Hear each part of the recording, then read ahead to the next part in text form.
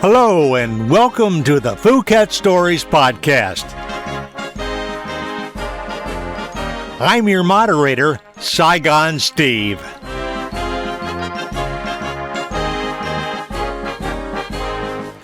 On this recorded podcast, we'll talk with service alumni who were stationed at Phuket Air Force Base in Vietnam and talk with them about their experiences.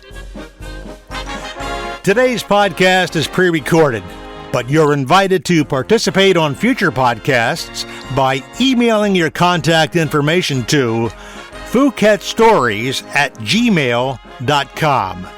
That's PhuketStories@gmail.com. So let's get started with today's Phuket guest.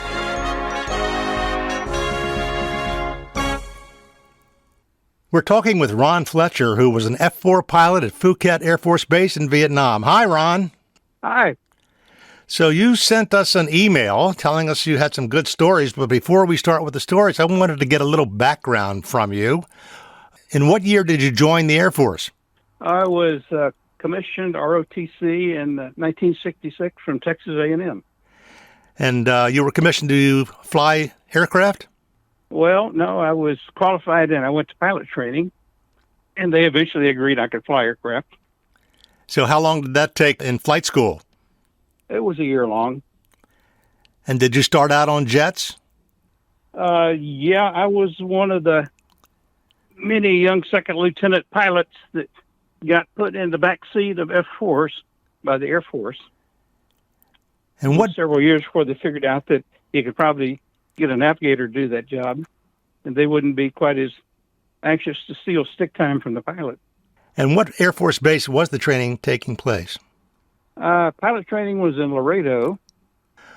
Okay, so how many years were you in the Air Force before you got orders to go to Vietnam?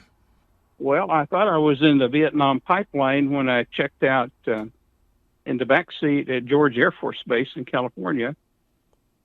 But that was right after the Pueblo incident, and they diverted a whole bunch of us to Japan. So my first assignment was a backseat pilot in Japan, and I volunteered to leave there early, upgraded at MacDill, and that's when I got to Phuket, summer of 1970. So the Pueblo incident was in January of 1968. I know that well because my unit was called to active duty for the Pueblo crisis. So you were flying in 68. Well, it was 68. I was checking out at George in the back seat, and all of us who thought we were on our way to Vietnam, a bunch of us ended up in Japan instead in the post-Pueblo buildup. So let's go through the calendar here. The Pueblo was in 68. You were flying F-4s in Japan in 68, but you didn't go to Vietnam until you didn't go to Vietnam until what year? 1970. So why did it take basically 2 years to go to Vietnam from the Pueblo crisis for you? Well, I went to Japan on a 18-month tour and left early, and I had to go back through F-4 school again to get upgraded to the front seat. And that was the spring of 1970, so 2 years after I'd checked out in the back seat. I was back for 6 months to check out in the front seat. So tell me, John, what was it like when you flew into Phuket? What was your feeling when you landed at the base? Well, I had orders in hand at MacDill to go to Ubon, and I was looking forward to that. And I got a call from a sergeant over at the CBPO. Said if I were you, I would leave town no later than tomorrow.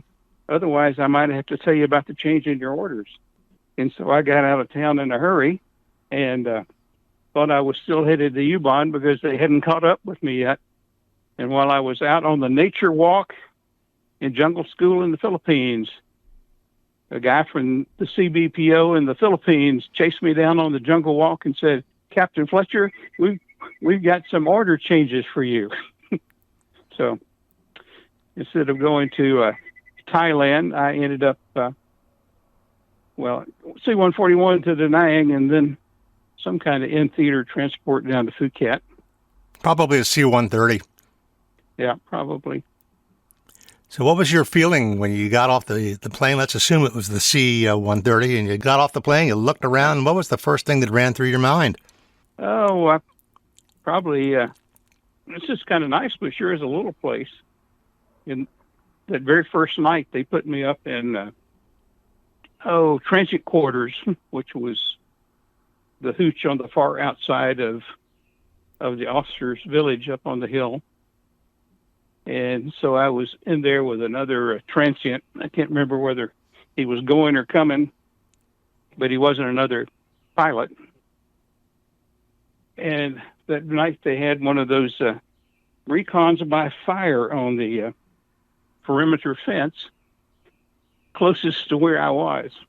And so I jumped off of my bunk and tried to roll under the bed and figure out how to put on a flak vest and a helmet under the bed, and said, this is going to be a long, long year. So when you say fire, were you talking about mortars, rockets, or a sapper attack? Which was it? Oh, just automatic weapons that just, they kind of rotate around the perimeter, I guess, with the security police that get a chance to just shoot to their heart's content for a while. And it just happened to be in the sector closest to where, and I was on the outside building, having no idea how much room there was between me and the perimeter fence. I learned later that I wasn't right on the fence, but I didn't know that at the time. So it's going to be a long, long year. What's it like to get the orders for your first mission to fly over enemy territory? Well, it had been a while since I flew at MacDill, so I was kind of looking forward to getting in the air again. Seemed like my first mission was just, flying around the local area with, I guess it probably was my flight commander and instructor pilot, just to make sure I still remembered how to take off and land. And then the second mission was a strike mission in Cambodia. Went over on the south bank of the Mekong River to a fortified fighting position that looked an awful lot like a nice little village with tile rooftops. I was assured it was a fortified fighting position, and so we bombed. So what kind of ordnance did you use? Oh, we had 500-pound slicks, 12 of them, a couple of us, so 24 500-pounders. Describe what the Flix bomb does when it explodes. Oh, it just has a regular tail on it, as opposed to the ones that have the fins that open up, the snake eyes. So while you were flying on your first mission, or your second mission, I guess, where you were really dropping bombs, was anybody ever shooting at you while you were up in the air? Oh, I'm sure they did every time I flew, but most of the time you didn't see it. Sometimes they were using tracers and you could see them. And sometimes they actually got so close that it looked kind of like you'd flown through a flock of hummingbirds or bees.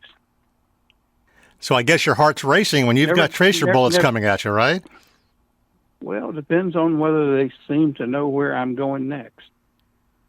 I mean, you were got shot at a lot, but never got hit. It was, I'm sure, at least 1% skill, and the other 99% was probably luck. On your mission, I guess it ran through your mind, what am I going to do if I have to bail out, if I have engine problem, or I do get hit? What's going to happen to me when I go to the ground, because there's not a lot of friendlies down there, right? No, the FAC always gave us a heading to bail out if things got bad. So I'm sure he told us which direction to go to get as far away as we could get. But like I said, lucky enough, I never got hit. You told us you had a bombing mission across the Ashal Valley. Can you tell us about that? Oh, well, actually, the bombing mission was a single ship, middle of the night, as dull as it could possibly get, a sky spot mission where a radar sight down on the ground tells you turn left, turn right, pickle now. So it was about as boring a mission as we ever flew. But on the way back home, we had plenty of extra gas. And the guy who was the wing weapons officer at the time had been talking to us about being creative about doing mischief with the bad guys. And he cited the fact that the Germans put sirens on the Stukas so they'd make that horrible sound when they were dive bombing. Said, just, use your head, see if you can think of something. And it was just before the crack of dawn, and we had plenty of gas, and we were up by the DMZ, and I said, well, gosh, why don't we just do a low-level supersonic run down the middle of the Ashaw Valley and wake those guys up? And that's what we did. Supersonic, low-level, through the middle of the Ashaw Valley right before the crack of dawn, which used quite a bit of the gas we had left. So we climbed back up to altitude and checked in with the command post at Phuket, and they said, well, the field is closed for fog. And I looked at the gas gauge and said, this is not good. So we went to, the best maximum range altitudes and airspeeds.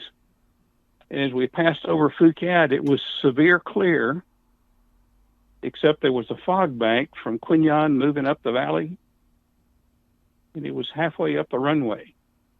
So we were landing to the north, so the south end of the runway was closed below minimums, and the north end of the runway was a severe clear.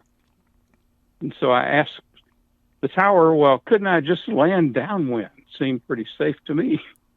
And they said, nope, can't do that. So we had to keep on going to Cam Bay.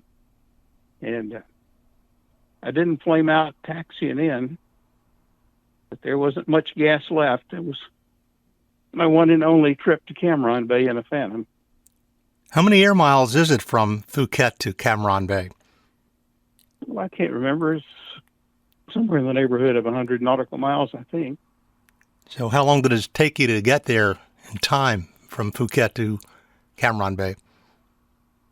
Oh, it was probably another 20 minutes, 30 minutes. Was that the standard alternate base? I think I asked Cam Bay if I couldn't land downwind, and I think they told me no. Just do a straight in from the north and land to the south. But I think they made me go around and land to the north.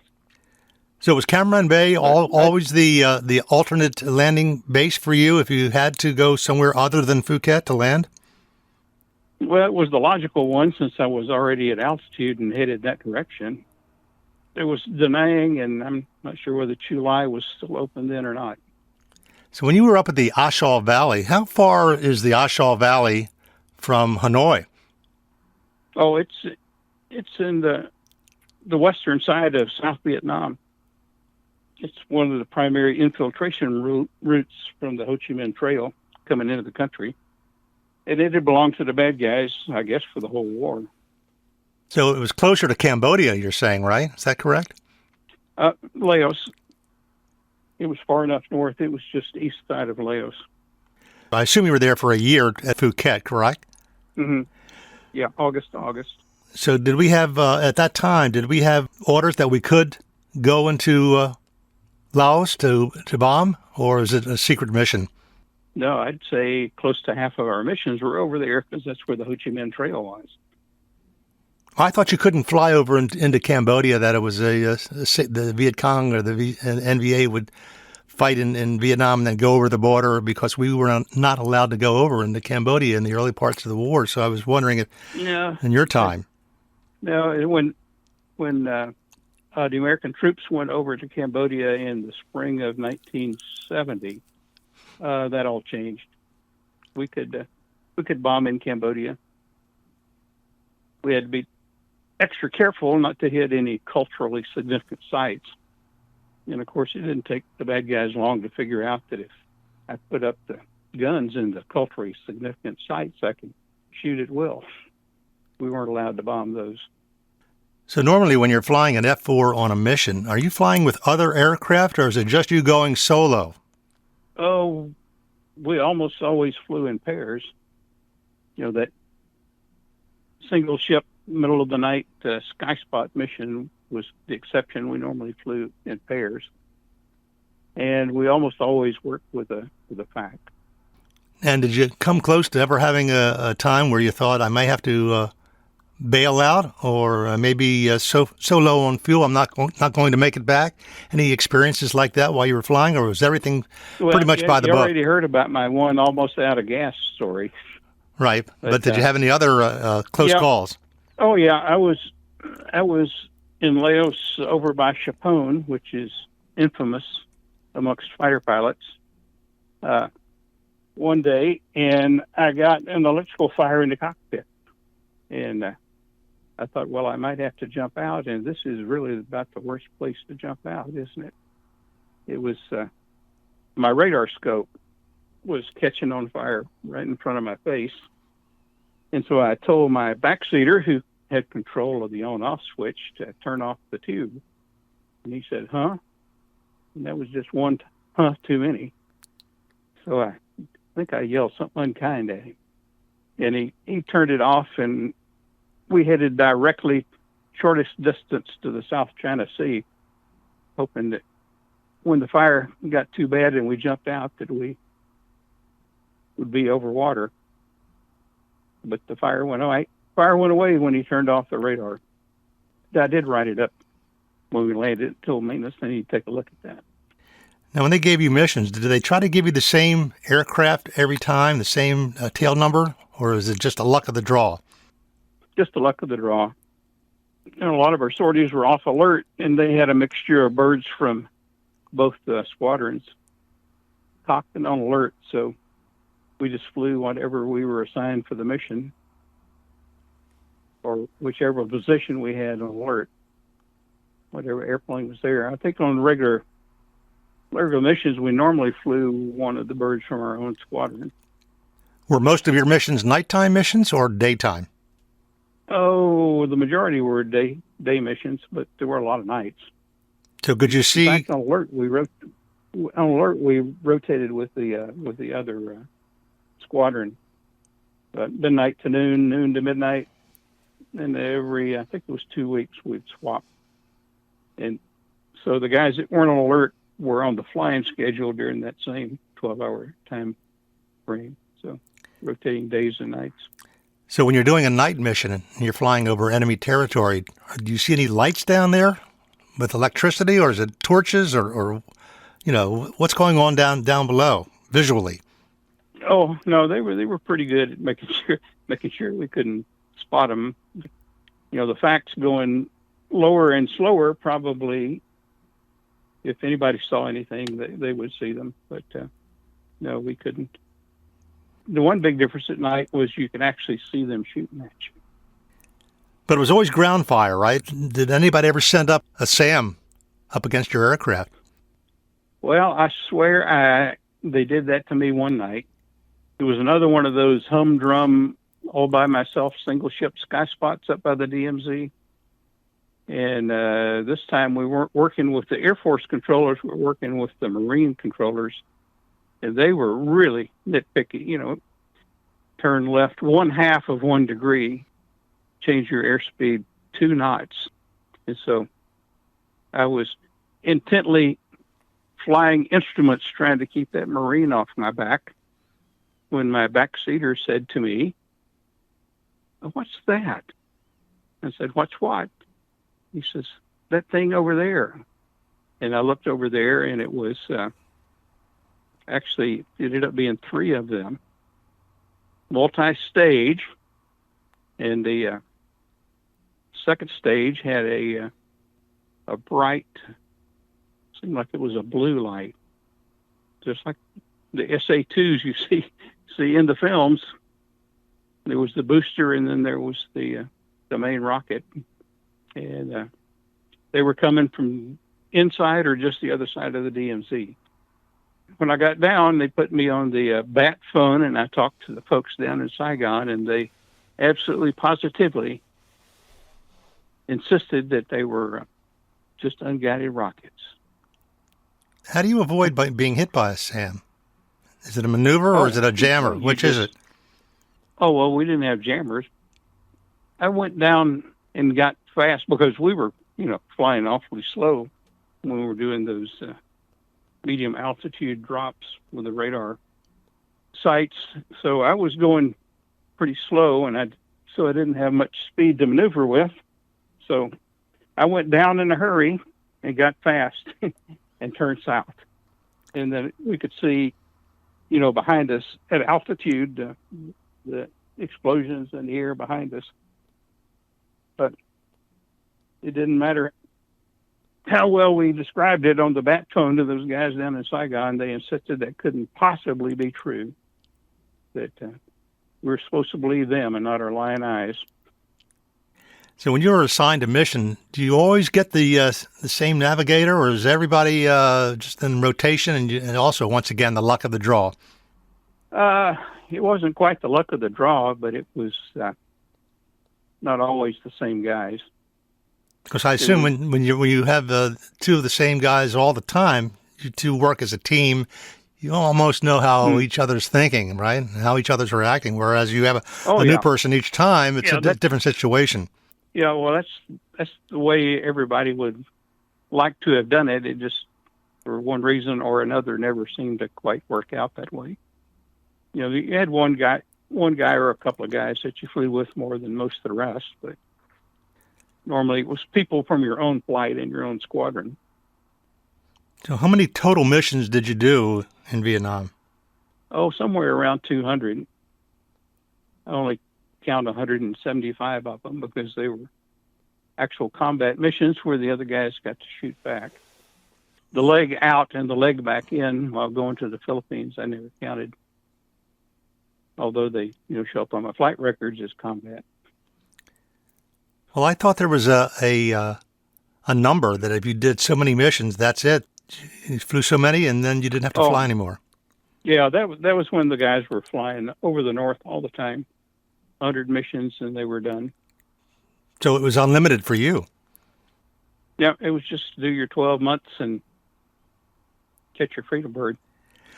So what was it like for an officer being at Phuket? I was enlisted personnel, so it's a whole different world, as you know. What's it like? I understand that you. I say this complimentary because you deserved it.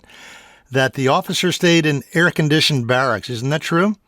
Yeah, we had little low one-story buildings and with outside walkways, and there was a door between your room and the guy on the other side. And between the two of you, one of the rooms had the refrigerator and the other one didn't. And just a single bed. Our living quarters were nicer, but your food was much better. Well, we don't begrudge you having... The time we ever went to the officers' club was to drink and play fighter pilot games. We don't begrudge you for having air conditioning because you guys risked your lives flying out of the base where we had the perimeter and security police and the Koreans guarding us. So when you're putting your life out on the line like that, you really deserve the air conditioning. So what else can you tell me about your days at Phuket? Did you get to go up to the Mars station and call home? The only time I did that was when I didn't come home on time. We actually had our names painted on our airplanes, and when it came time, we didn't know that it was the drawdown because they hadn't told us that, but we started giving airplanes away to the wings over in Thailand, and it was time for my airplane with my name on it to go to Thailand. And so they said, well, why don't you take it over to Yuban and drop it off?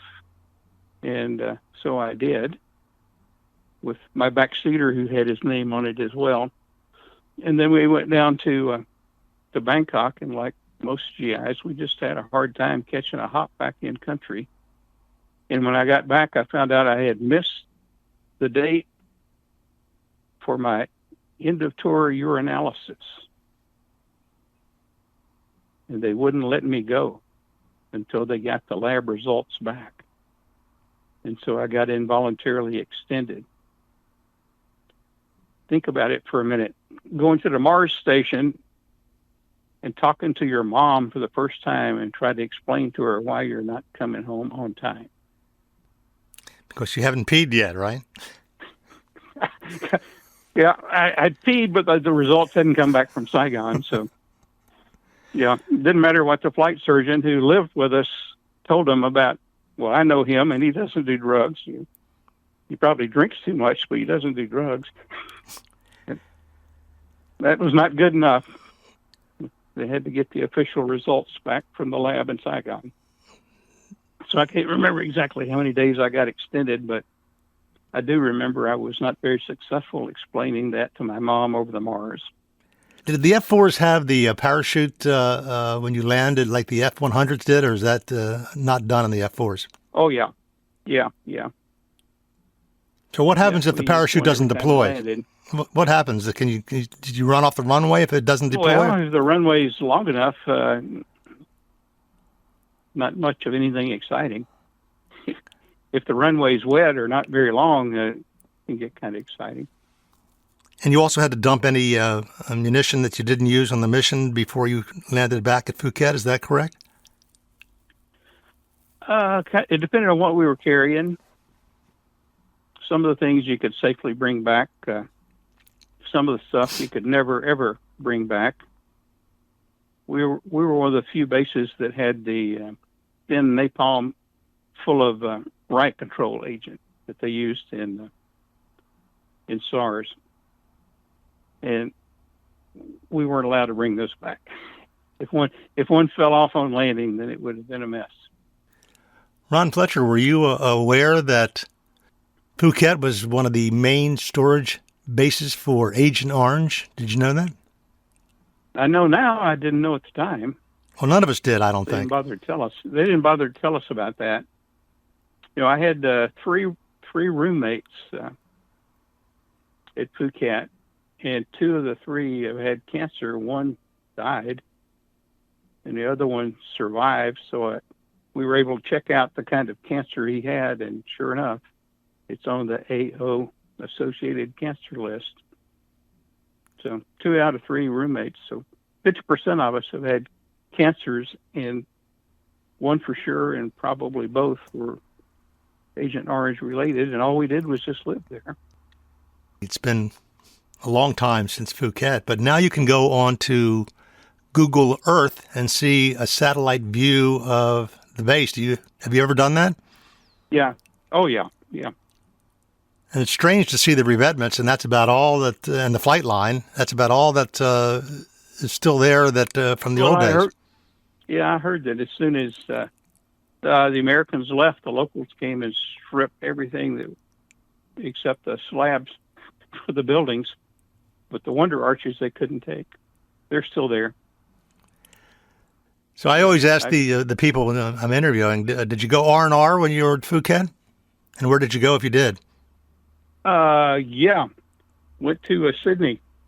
My roommate actually delayed his R&R so the two of us could go together at the same time down to Sydney. And we went down, and we were really looking forward to all those Aussie women in all those mini skirts that we had been seeing. And we got down there, and it was spring in Vietnam and fall in Australia, and the newest trend was maxi skirts. Bad timing. Bummer. Bad timing. Well, I had the choice of going to Hawaii or going to Australia or going to a place called Penang, Malaysia. Not a lot of people, I think, chose Penang, Malaysia, and that's the one I picked. It was an interesting place to go, but because it was also a shorter trip to get to Penang, Malaysia than the other two places. Yeah, I ended up with a few days of just regular leave in Singapore. Went down on the base Gooney Bird. We go down there on the supply runs, and the same thing, a few days in Hong Kong on the base Gooney Bird, making a supply run, just 2 or 3 days at a time. But my R&R was in Australia. So recently now, do you still think about Vietnam and Phuket and your time there, or is it just ancient history and never crosses your mind? Which is it?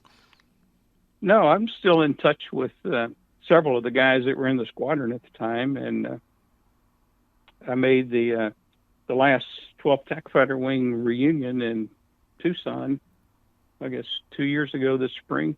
We were supposed to have one at Wright-Patterson at the Air Force Museum this past spring, but it was slipped because of the virus and rescheduled for late October, but I think they're trying to reschedule it again sometime in 2021.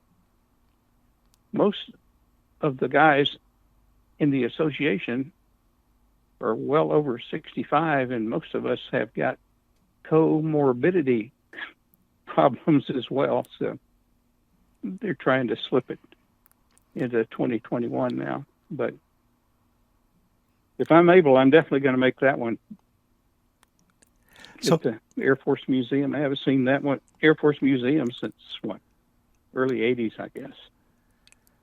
So I guess it's kind of a thinking that fighter pilots are like Tom Cruise in Top Gun, right? Or they and when they get out of the military, that they all become commercial pilots. Did that happen to you, or is that something different? A few of my buddies did. I wasn't at all interested in being a glorified bus driver. I ended up being a college professor instead. What were you teaching? Government. So you never even went into general aviation and took up a plane for the fun of it? Oh, you know how expensive a hobby that is? That's interesting Yeah. because, you have all this training, and mostly the pilots love to fly, and they'll find a way one way or the other. And you talk to some of them, and they say, I never went back up again. That's interesting. It's like teaching a surgeon how to operate, and when they get out of the military as a surgeon, they don't operate it anymore. It's amazing. Yeah, it's just too expensive a hobby. And being a college professor, I couldn't afford that. Tell us about things that happened in the O Club that we enlisted people did not get to see. Oh, okay. Yeah, we would go over there rarely. We almost never go over there to eat. We'd ride the shuttle bus and go eat at your chow hall. It was so much better. And then the chow hall had a satellite out at our alert shack. And since we don't alert so much, we ate there a lot, same food. I think the only thing I ever ate at the Officers Club was a hamburger steak, and I might have had a total of a dozen in a year. Usually we go over there because there was some kind of a show that some ladies that were singing "Rolling on the River," and or we just go over there because it was a partying occasion, welcoming new guys or sending off some senior officer.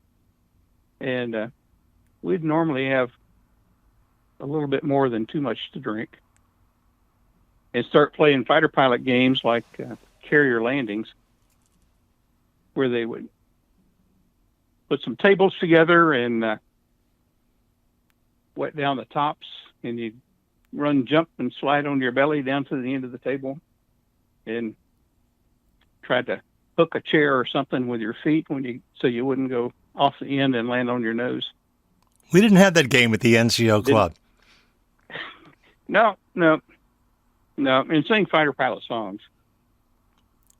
So there's a camaraderie with fighter pilots, right? None of them are suitable for mixed company. Right. I don't know. They probably had to do away with fighter pilot songs when they started having women fighter pilots.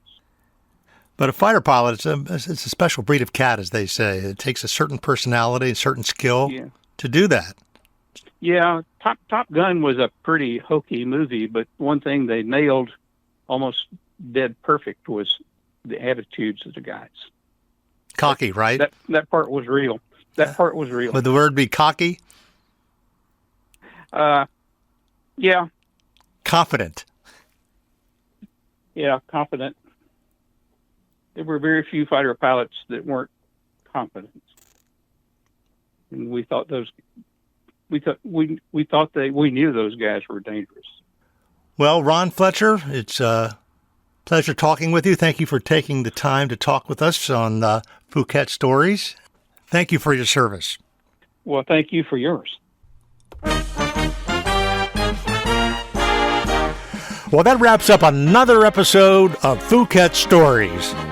If you'd like to participate in a future Phuket Stories podcast, email your contact information to PhuketStories@gmail.com. That's PhuketStories@gmail.com.